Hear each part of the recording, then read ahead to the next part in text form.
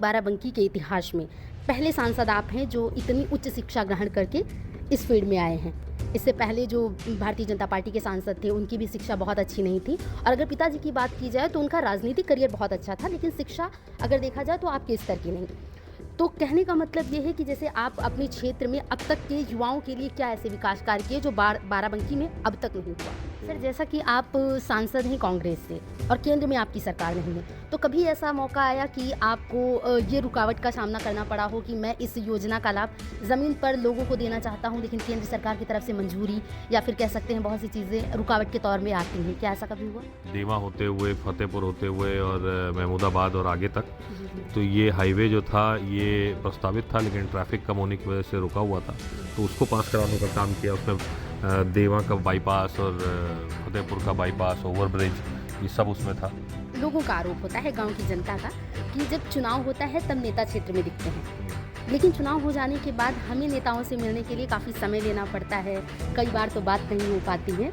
तो क्या आप जनता के बीच कितने समय में जाते हैं कि आज अच्छा चलिए क्षेत्र में अपने संसदीय क्षेत्र के लोगों से थोड़ा बातचीत की जाए, उनकी समस्याएं सुनी जाए? 2026 में अभी 3 दिन का स्पेशल सेशन बुला करके, और आप परसिमन का बिल ला रहे हैं और जनता में ये बता रहे हैं कि महिला आरक्षण का बिल ले आ रहे हैं हम। महिला आरक्षण तो 2023 में सबने पास कर दिया, फिर दोबारा आपको क्या कहने की जरूरत है? तो झूठ ही तो बोला। अभी उत्तर प्रदेश में कांग्रेस लगातार कमजोर हो रही है सर, क्या लगता है 2027 का चुनाव आसान होगा? कितनी सीटें आने की संभावना है? एक आरोप ये भी लगता है, अगर समाजवादी पार्टी से आपका गठबंधन नहीं होता है तो सीटें बहुत कम आने की संभावना रहती है। समाजवादी पार्टी से गठबंधन आपकी मजबूरी है या फिर राजनीतिक पकड़ के लिए आप लोग समाजवादी पार्टी का साथ देते हैं? 2029 चुनाव के लिए क्या राहुल गांधी को पीएम फेस घोषित किया जाएगा अब की बार पब्लिकली? क्योंकि पिछली बार लोगों का आरोप था कि पता ही नहीं चला इंडी गठबंधन के दौरान कि कौन है वास्तविक प्रधानमंत्री। तो अब की बार क्या सीएम फेस का ऐलान होगा, पीएम फेस का? इसमें बाराबंकी की राजनीति में पिछले 15 सालों से कई बदलाव देखने को मिले, लेकिन 2024 में तस्वीर बदल गई। तनुज पुनिया ने राजरानी रावत को हराकर जीत दर्ज की। कहा जाता है कि सांसद तो बदले, लेकिन बाराबंकी की क्या तस्वीर बदली है? आज इन्हीं सवालों का जवाब जानने के लिए हमारे साथ मौजूद हैं तनुज पुनिया जी। सबसे पहले सर आपका बहुत बहुत स्वागत है। धन्यवाद, बहुत बहुत धन्यवाद। सर, आपकी जीत को एंटी इनकम्बेंसी कहा जाता है, आप क्या मानते हैं, ये आपकी जीत थी या फिर बीजेपी की हार? देखिए, जो जनता है उन्होंने स्वयं फैसला किया था कि हम इस बार बदलाव चाहते हैं। एंटी इनकम्बेंसी की बात नहीं है। भारतीय जनता पार्टी से 2 अलग अलग सांसद रहे, लेकिन जनता उनसे संतुष्ट नहीं रही, इसलिए बदलाव का प्रयास किया गया। भारतीय जनता पार्टी स्वयं ये देख रही थी, क्योंकि 2014 से और 24 के बीच में 3 अलग अलग कैंडिडेट उन्होंने हर लोकसभा चुनाव में दिए। तो भारतीय जनता पार्टी स्वयं ही संतुष्ट नहीं थी। तो ये जनता के बीच में ज़्यादा काम करने वाला लोग एक्सपेक्ट कर रहे थे, भागदौड़ करने वाला लोग एक्सपेक्ट कर रहे थे, लेकिन ऐसा सांसद उन्हें नहीं मिला, इसलिए उन्होंने बदलाव के लिए वोट किया 2024 में। और हम लोग लगातार जनता के बीच में काम कर रहे थे, बहुत सालों से, 10 साल से काम कर रहे हैं, भागदौड़ कर रहे हैं, तो कहीं ना कहीं उसका एक गुडविल भी थी जनता के बीच में। तो ये सारे फैक्टर्स मिला करके और जिस तरह से पूरे देश में एक बदलाव चाह रही थी, काफ़ी अच्छा प्रदर्शन भी किया विपक्ष ने, इंडिया गठबंधन ने, लेकिन नंबर्स नहीं आ पाए, नहीं तो सरकार ही पलट जाती। लेकिन जो पूरे देश में बदलाव की एक आंधी थी, तो बदलाव हुआ और हम लोग उसके कारण आगे बढ़े। सर, ये भी कहा जाता है, जैसा कि अभी आपने कहा कि गुडविल थी, कहा यह भी जा रहा है कि 2009 से 2014 तक आपके पिताजी पीएल पुनिया जी सांसद रहे। उसके बाद में फिर मोदी सरकार आने के बाद 2 साल का जो कार्यकाल रहा, 2 कार्यकाल रहे, उसके दौरान जीत नहीं हासिल हो पाई, लेकिन फिर से आपको जीत मिली। आपकी जीत के पीछे ये भी हैट्रिक लगाई जा रही है कि शायद पिता का नाम था, इस वजह से तनुज पुनिया जी आगे बढ़े। और वैसे भी कांग्रेस पर एक आरोप तो हमेशा से लगता रहा है कि परिवारवादी पार्टी है, इसे कैसे देखते हैं आप? नहीं, वो बिल्कुल सही बात है। पिताजी ने जो मेहनत करी, जो उन्होंने काम करे जनता के बीच में, तो उसका श्रेय तो मिलेगा ही, उसका जो है लाभ तो मिलेगा ही। क्योंकि लोग जितना चाहें परिवारवाद को बुरा कह दें, लेकिन राजनीति में किसी भी फील्ड में वो रहेगा ही रहेगा। अगर आपके पिताजी बड़े वकील हैं और आप वकील बनते हो तो आपको एज मिलेगा बाकी लोगों के उसमें। अगर आप डॉक्टर हैं आपको तुरंत पहली नौकरी बढ़िया हॉस्पिटल में मिलेगी अगर बड़े डॉक्टर हैं आपके पिताजी। और ये देखा जाता है बिजनेसमैन में, आप देख लीजिए बड़ा बिजनेसमैन है अगर तो उसके लड़के को वो अपने लड़के को नया बिजनेस खोल के दे दे। तो ये तो है परिवार का आगे। परिवार हमारा कोई अमेरिका की तरह तो रहते नहीं है कि 18 साल ने बच्चे को भगा दिया घर से। हमारे देश में जॉइंट फैमिली का सिस्टम है, सब साथ में रहते हैं, दादा दादी पापा मम्मी हम बच्चे सब एक साथ रहते हैं। तो जो पिता कमाएंगे उसका लाभ बच्चे को तो मिलेगा ही। तो परिवारवाद में कोई ख़राब बात नहीं है। ऐसा नहीं है कि एंट्री बैन कर दी है नए लोगों की, नए लोग आए मेहनत करें उस हिसाब से अपना कमाएं तो वो भी अपने जगह बना सकते हैं। लेकिन मुझे नहीं लगता कोई ख़राब बात है इसमें, क्योंकि हम न्यूक्लियर फैमिली हम लोग कोई सोशल ज़्यादा हैं यहाँ पे, तो फ़ायदा तो मिलेगा ही। अच्छा सर, अगर आपकी शिक्षा की बात की जाए तो आप आईआईटी रुड़की जैसे संस्थानों से शिक्षा प्राप्त करके आए। क्या आपकी शिक्षा का आपके क्षेत्र में, संसदीय क्षेत्र में इसका फ़ायदा मिला या फिर ये सिर्फ आपकी प्रोफाइल से जुड़ा है? नहीं, फ़ायदा तो मिलेगा ही। कोई ना कोई टेक्निकल चीज़ें जैसे जिस तरह से हम लोग क्षेत्र में कभी कभी आ जाती हैं, उससे ज़्यादा तो अगर लॉ करते या फिर पॉलिटिकल साइंस करते तो ज़्यादा फ़ायदा होता। लेकिन इंजीनियरिंग का भी कुछ फ़ायदा है, जो टेक्निकल सोच हम स्थापित करी है हमारे गुरुओं ने, टीचर्स ने, प्रोफेसर्स ने मिल करके। तो वो एक साइंटिफिक जो विचारधारा है उससे कहीं ना कहीं फ़ायदा मिलता है। एक सोचने का तरीका जो है इंजीनियर का अलग होता है। अच्छा, जैसा सर देखा जाए कि अभी तक बाराबंकी के इतिहास में पहले सांसद आप हैं जो इतनी उच्च शिक्षा ग्रहण करके इस फील्ड में आए हैं।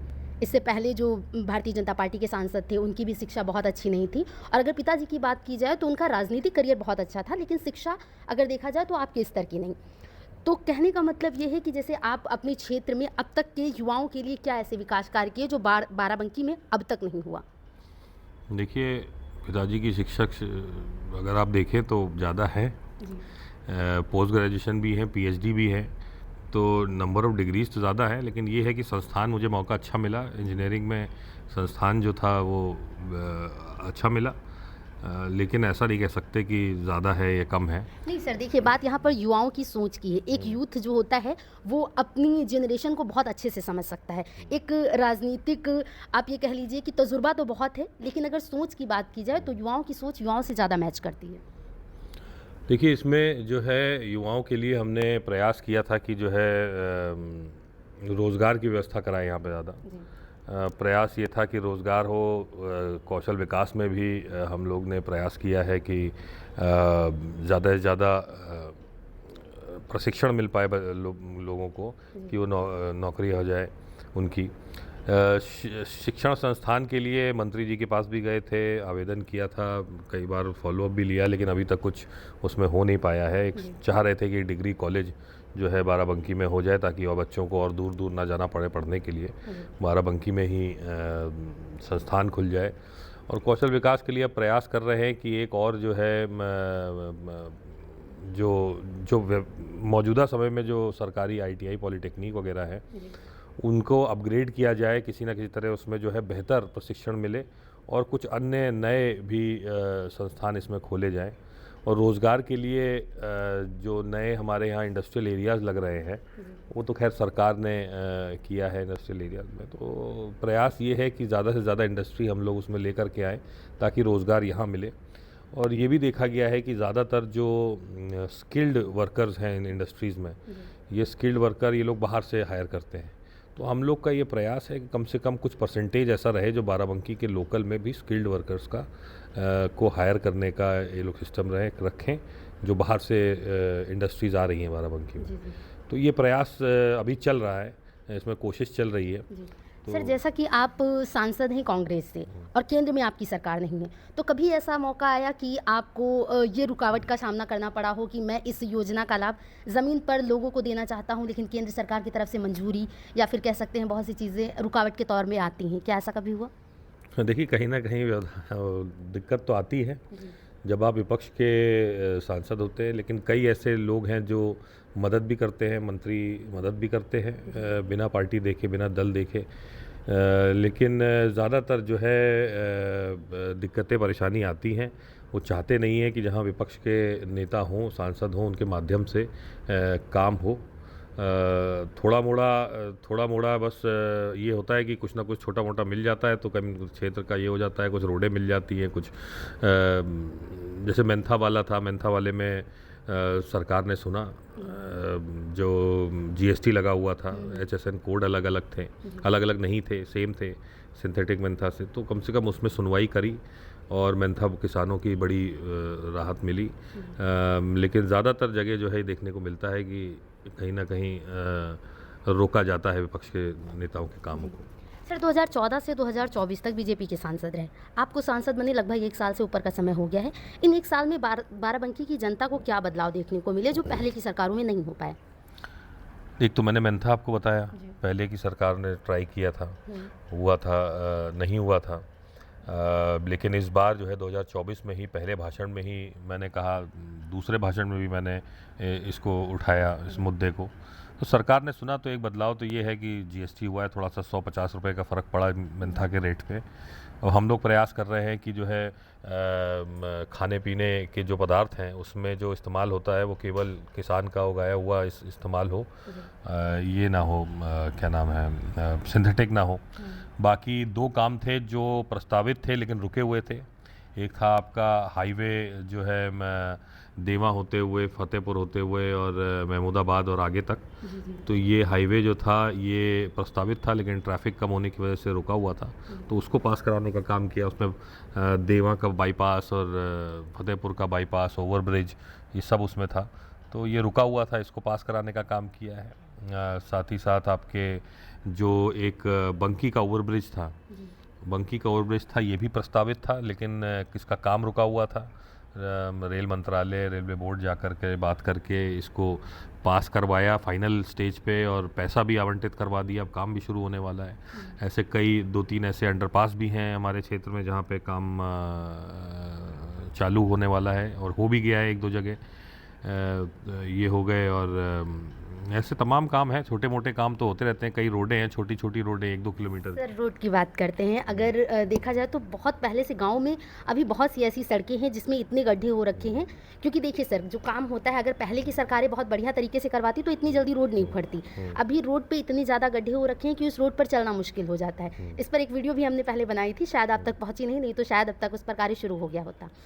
इसके अलावा सर अगर बात की जाए बाराबंकी की, तो बाराबंकी में कई जगह पर जो रोड लाइट लगती है, ट्रैफिक लाइट, वो एक चालू नहीं हुई, दूसरी चल गई, वहाँ पर दूसरी लगा दी गई और इत्तेफाक की बात यह है कि दूसरी भी अभी चालू नहीं हुई।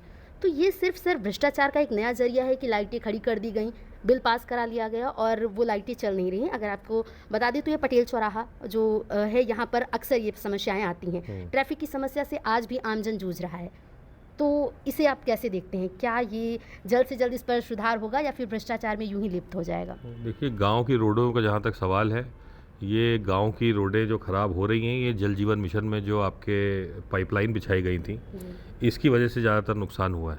जो अच्छी अच्छी रोडें भी थी उसमें भी बीच में खोद के छोड़ दिया है। अब उसमें बहुत बड़ा भ्रष्टाचार है, ये तो हम भी मानते हैं और इसको तमाम सांसदों ने लोकसभा में उठाया भी है, लेकिन सरकार का इसमें कोई रिप्लाई नहीं। बस ये करते हैं कि जो लोकल कॉन्ट्रैक्टर होता है, जिसको सब कॉन्ट्रैक्ट दिया जाता है, मेन कंपनी नहीं, जिसको सब कॉन्ट्रैक्ट दिया जाता है, उसको ब्लैकलिस्ट कर दिया जाता है बस। तो ये कोई बात नहीं हुई।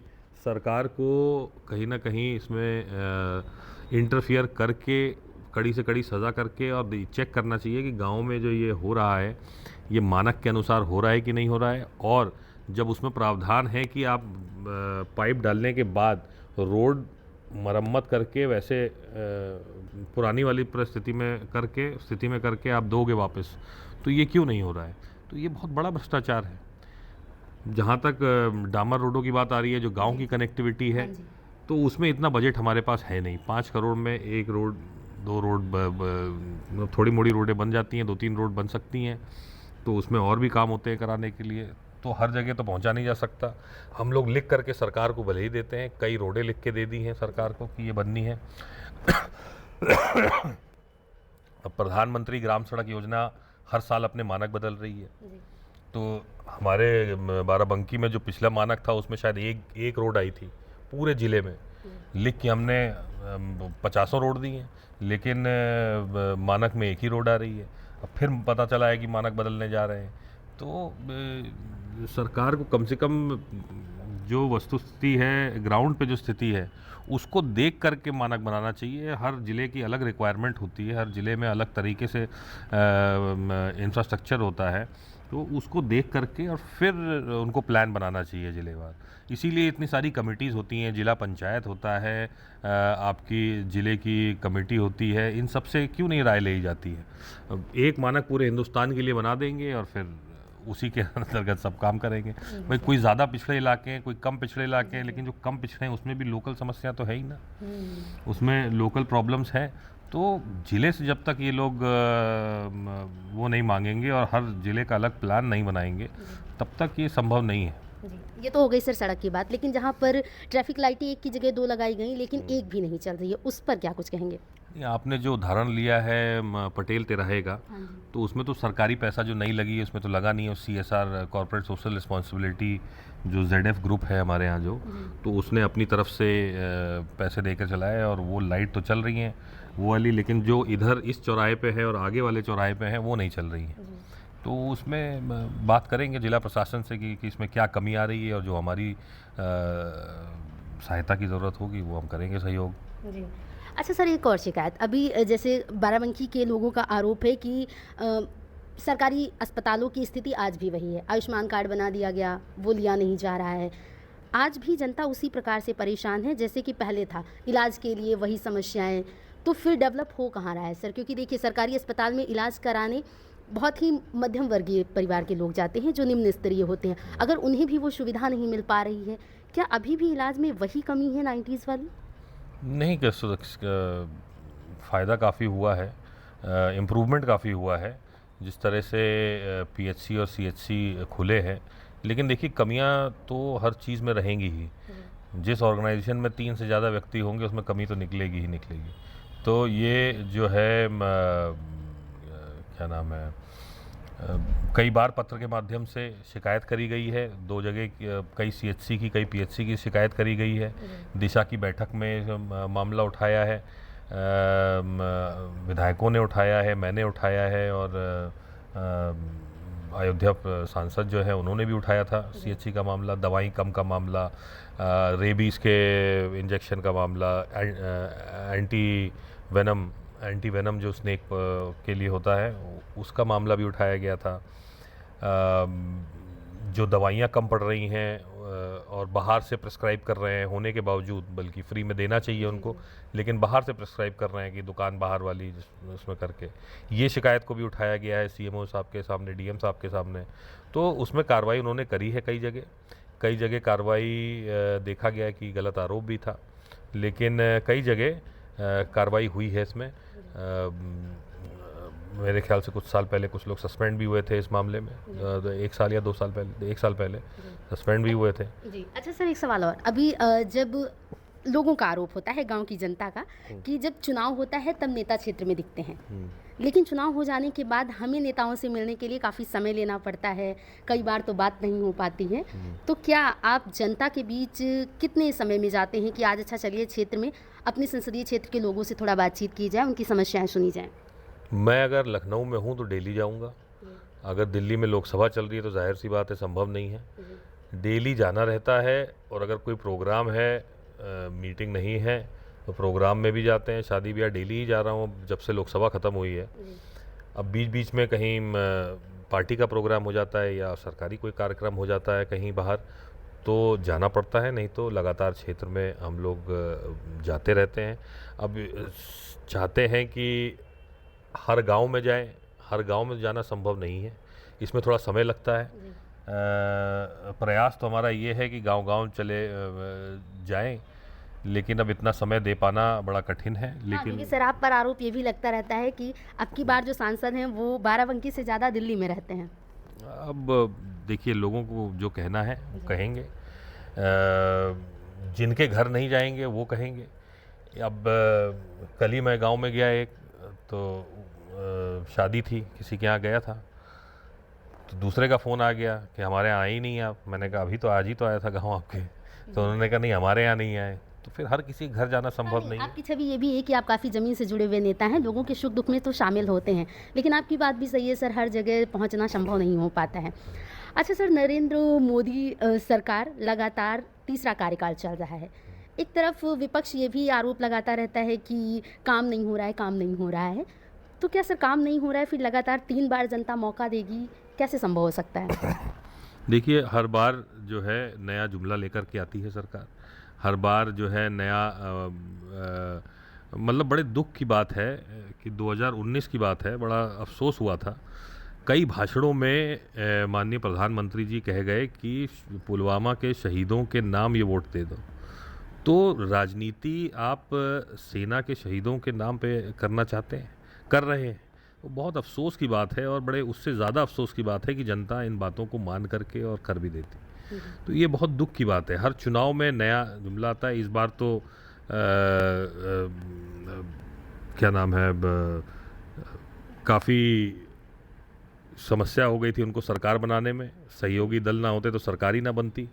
और धीरे धीरे ये ग्राफ अब गिरता जा रहा है, क्योंकि लोग समझ रहे हैं कि किस प्रकार से सरकार झूठ के माध्यम से लोगों को बरगलाने का काम करती है।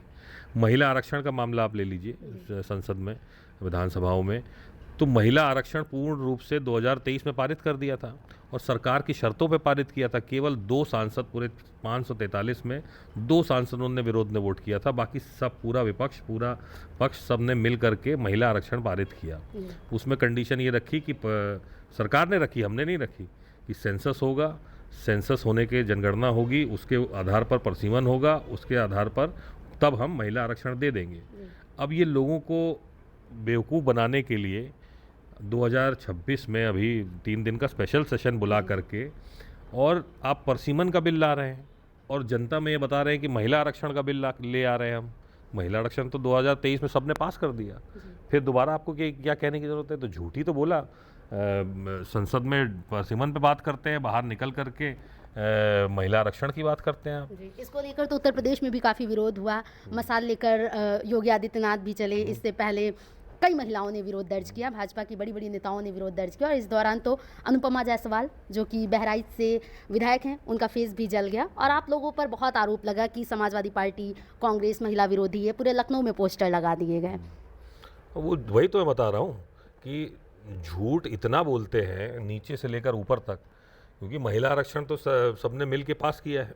अभी जो प्रोपेगेंडा कर रहे हैं, इतना प्रोपेगेंडा करने की क्या ज़रूरत थी? अगर वाकई में सच होता तो इतना इनको बवाला करने की ज़रूरत ही नहीं होती। सब जानते हैं कि महिला आरक्षण का विरोध किया है, लेकिन नहीं किया है महिला आरक्षण का। इनको झूठ फैलाना है, लोगों को भ्रमित करना है, इसलिए ये कर रहे हैं। परसीमन की बात कर रहे हैं।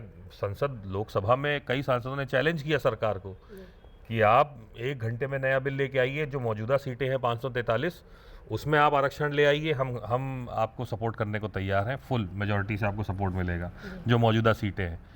आप नहीं तो आप सेंसस कराइए, सेंसस कराने के बाद जो परसीमन होता है, डिलिमिटेशन होता है, वो कराइए, उसके बाद आप दीजिए, जैसा आपने कहा 2023 में खुद कहा है। तो सरकार जो है लोगों को भ्रमित करना चाहती है, जनता को भ्रमित करना चाहती है, और उसके आधार पर वोट लेना चाहती है। अच्छा, अभी वाराणसी में जब चुनाव हुआ था तो अजय राय जी को हार का सामना करना पड़ा। प्रधानमंत्री नरेंद्र मोदी जीते थे, लेकिन उस दौरान कई ऐसे भाषण हुए जो उन्होंने जो स्टेटमेंट दिया था, खोद के गाड़ दूंगा टाइप। तो अभी जब वो हाल ही में बेहोश हो गए और एडमिट हो गए, प्रधानमंत्री ने उनके उज्जवल स्वास्थ्य की कामना की, जिसको लेकर भी काफ़ी सुर्खियाँ बटोरी उन्होंने। लोगों ने कहा कि प्रधानमंत्री ने उनका हालचाल जाना। क्या आपको क्या लगता है, ये पब्लिसिटी स्टंट है या फिर राजनीतिक कुशलक्षेम ही जानना था बस? नहीं, ये देखिए, एक व्यवहार होता है, चाहे भले ही सामने लड़े हों, विरोध में लड़े हों, या विरोधी दल में हों, लेकिन अगर कोई बीमार पड़ता है, कोई स्वास्थ्य पे आपदा आती है, परिवार में कोई परेशानी होती है, तो सब हालचाल लेना एक व्यवहार की बात है, शिष्टाचार की बात है। तो वो तो रहता है राजनीतिक, चाहे दल अलग हो या वो, ये इंसानियत की बात है। ओके सर, अभी उत्तर प्रदेश में कांग्रेस लगातार कमज़ोर हो रही है सर। क्या लगता है 2027 का चुनाव आसान होगा? कितनी सीटें आने की संभावना है? देखिए, गठबंधन में चुनाव लड़ा जाएगा, और लगातार कमज़ोर नहीं हो रही है। 2022 के बाद 2024 में इम्प्रूवमेंट हुआ है। अब 19 में देख लीजिए 1 सीट थी लोकसभा की, अब 6 हो गई। धीरे धीरे ये बढ़ता रहेगा, विधायक भी बढ़ेंगे हमारे, सांसद भी बढ़ेंगे और धीरे धीरे हम मजबूत होते जाएंगे पूरे देश में, जैसा कि हो रहा है। एक आरोप ये भी लगता है, अगर समाजवादी पार्टी से आपका गठबंधन नहीं होता है तो सीटें बहुत कम आने की संभावना रहती है। समाजवादी पार्टी से गठबंधन आपकी मजबूरी है या फिर राजनीतिक पकड़ के लिए आप लोग समाजवादी पार्टी का साथ देते हैं? देखिए, इसमें कोई दो राय नहीं कि उत्तर प्रदेश में कांग्रेस पार्टी बहुत कमज़ोर हो गई थी, लेकिन अब वो मजबूत हो रही है। हर बूथ पे हम लोग जा रहे हैं, लोग राहुल गांधी जी की विचारधारा से जुड़ रहे हैं। समाजवादी पार्टी और कांग्रेस पार्टी की विचारधारा संविधान के प्रति है, और जो दबे कुचला वर्ग है, SC ST OBC अल्पसंख्यक और गरीब मजदूर किसान, इनके पक्ष में है। तो जब विचारधारा एक है तो कोएलिशन या गठबंधन जो है एक जाहिर सी बात होती है, एक अंडरस्टूड सी बात होती है। तो एक ही गोल के लिए जब सब लड़ रहे हैं तो साथ में मिलकर लड़ते हैं, इसलिए इंडिया गठबंधन है, साथ में मिलकर के इसलिए लड़ा जा रहा है। अच्छा सर, 2029 चुनाव के लिए क्या राहुल गांधी को PM फेस घोषित किया जाएगा अब की बार पब्लिकली? क्योंकि पिछली बार लोगों का आरोप था कि पता ही नहीं चला इंडी गठबंधन के दौरान कि कौन है वास्तविक प्रधानमंत्री, तो अब की बार क्या CM फेस का ऐलान होगा, PM फेस का? इसमें कांग्रेस, देखिए, कभी भी चाहे PM हो चाहे CM हो, कोई भी स्टेट ले लीजिए, कोई भी चुनाव आप ले लीजिए, पहले से कोई भी घोषणा नहीं की जाती, क्योंकि प्रजातंत्र जो है, पार्टी का जो व्यवस्था है प्रजातांत्रिक है, और डेमोक्रेटिक जो व्यवस्था है उसमें जब चुन के आते हैं तो उसमें बैठ के फैसला किया जाता है। लेकिन हम लोग सब ये मानते हैं, सारे कांग्रेसी का ये मानना है और अन्य पार्टियों में भी जो है ये अंडरस्टूड सी बात है कि राहुल गांधी जी ही प्रधानमंत्री बनेंगे जब अगला चुनाव होगा। प्रधानमंत्री में कोई भी ऐसा नहीं है कि जो उनको रिप्लेस कर सके। उनकी इमेज जम्मू कश्मीर से और कन्याकुमारी तक और मुंबई से मणिपुर तक और अरुणाचल तक, पूरी सब जगह राहुल गांधी जी हैं। बाकी जो रीजनल पार्टीज़ हैं वो अपने क्षेत्र में बड़ी हैं, नो डाउट बड़ी हैं, लेकिन देश का अगर नेतृत्व कोई कर सकता है तो केवल राहुल गांधी जी। बीजेपी सांसद से काफ़ी ट्रोलिंग का सामना करना पड़ता है। कंगना रनावत जी का नाम अक्सर वो राहुल गांधी को टारगेट करती रहती हैं, उन पर क्या कुछ कहना चाहेंगे सर? देखिए, सिर्फ वो नहीं, इनका काम ही है। आज से नहीं, 2004 से जब पहली बार वो संसद बने थे, तब से लगातार भारतीय जनता पार्टी उनको टारगेट कर रही है। उन्हीं के ऊपर सारा पूरा मीडिया को लगा रखा है, पूरा प्रोपेगेंडा जो है वो चलता रहा है। वो लगातार उसके खिलाफ लड़ते आए हैं, उनको कोई ऐसी कोई चिंता नहीं है। वो जो कर रहे हैं उनके साथ हम कंधे से कंधा मिला करके चलेंगे, और जो झूठ वो फैलाते हैं वो झूठ ज़्यादा दिन तक टिकता नहीं। फिर 5 साल 10 साल टिक गया, धीरे धीरे वो भी धुल गया। अब कोई वो बोलता नहीं है पुरानी बातें जो अजय प्रोपेगेंडा चलाया गया था उनके खिलाफ। तो धीरे धीरे ये सब स्पष्ट होता जा रहा है कि किस तरह से मैनिपुलेट किया गया था मीडिया को, किस तरह से उनको टारगेट किया गया था, और आज भी टारगेट करने का प्रयास करते हैं। लेकिन अब धीरे धीरे उनकी जो एफिशिएंसी है वो घटती जा रही है, ख़त्म होती जा रही है। तो जितना वो टारगेट करेंगे हमारे नेता को, हमारा नेता उतना ज़्यादा उसकी पॉपुलैरिटी बढ़ती जाएगी। सर, आखिरी सवाल, बाराबंकी की जनता को क्या संदेश देना चाहते हैं आप? बाराबंकी की जनता को ये संदेश है कि भैया, मेरा प्रयास है कि ज़्यादा से ज़्यादा आपके लिए कर पाऊँ, ज़्यादा से ज़्यादा आपकी मदद कर पाऊँ। जो बड़े मुद्दे हैं या छोटे छोटे मुद्दे भी हैं, सब पे लगातार लग के करते रहें। और प्रयास ये भी है कि ज़्यादा से ज़्यादा गांव पहुंच करके, ज़्यादा से ज़्यादा लोगों से मिल करके, और फिर लोगों के बीच में सभी से मुलाकात करके उनकी समस्याओं को जाने पहचाने, और आपके लिए हमेशा करता ही रहूँगा। तो ये थे हमारे साथ बाराबंकी सांसद तनुज पुनिया जी, जिन्होंने कहा कि वो जनता के बीच पहुंचने का पूरा प्रयास करते हैं और जनता की समस्याओं को सुनने की भी पूरी कोशिश करते हैं। लेकिन जनता सिर्फ वादों पर नहीं, धरातल पर काम होते हुए देखना चाहती है। आने वाला वक्त बताएगा कि जनता दोबारा भरोसा कर पाएगी, ये निर्भर सांसद जी पर करता है।